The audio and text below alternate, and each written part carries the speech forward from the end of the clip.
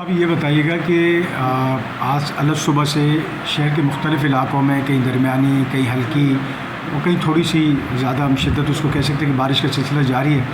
मज़ीद क्या देख रहे हैं इस जो सिस्टम अप्रोच किया कराची में और दही सिंध के मुख्तलिफ़ अजला में, इसके बारे से बताइएगा ज़रा।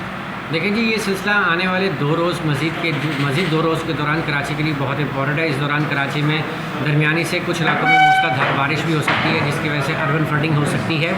और ये सिलसिला सिंध भर में 23 तारीख तक जारी रहेगा और सिंध के अक्सर इलाकों में जो है वक्फे से दरमियानी से मूसलाधार और चंद इलाकों में शदीद मूसलाधार बारिश भी हो सकती है, जिसकी वजह से अर्बन फ्लडिंग के खदशात भी बरकरार रहेंगे। अच्छा, जिस तरह 20-21 को जो है वो तेज़ बारिशों की पेशगोई की गई थी, आपको लग रहा है जो अभी मवासलाती आपका निज़ाम है, जो सेटेलाइट से जो आपको पिक्चर मौसूल हो रही है, उससे क्या लग रहा है आपको कि क्या ये सिस्टम कितनी शिद्दत की बारिशें दे सकता है? जी बिल्कुल, ये सिस्टम एक अच्छा सिस्टम नज़र आ रहा है, क्योंकि इस वक्त मगरबी उड़ीसा के ऊपर एक हवा का शदीद कम दबाव, जिसको डिप्रेशन कहते हैं, वो मौजूद है, जो आहिस्ता आहिस्ता मगरिब शुमाल मगरिब की जानिब गामज़न है। और इस बात की तवक्को है कि आने वाले 1 से 1.5 रोज़ के दौरान जो है वो इंडियन गुजरात तक पहुंच जाएगा और उसके इम्पैक्ट में जो है आने वाले 2 से 3 रोज़ जो हैं वो सिंध भर के लिए बहुत इंपॉर्टेंट है बारिश के लिहाज से।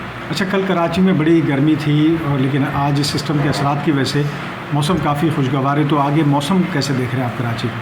जी देखिए, आने वाले 2 से 4 रोज़ के दौरान जो है वक्फे से बारिश रहेगी। हवा जो है वो अपना जो उसका समत है वो भी तब्दील होती रहेगी। नॉर्मली वेस्ट नॉर्थ वेस्ट की हवाएं हैं, ताहम आने वाले कल के रोज़ जो है वो नॉर्थ ईस्टर्ली डायरेक्शन भी हो सकती है, जो कि इस सिस्टम की वजह से है। तो ये सिस्टम आने वाले 2 रोज़ तक तो कराची में अच्छी तरह असरअंदाज होगा और इसके साथ ये सिलसिला जो है मज़ीद सिंध के अक्सर इलाकों तक बढ़ता चला जाएगा और साथ साथ मशरक़ी बलूचिस्तान तक।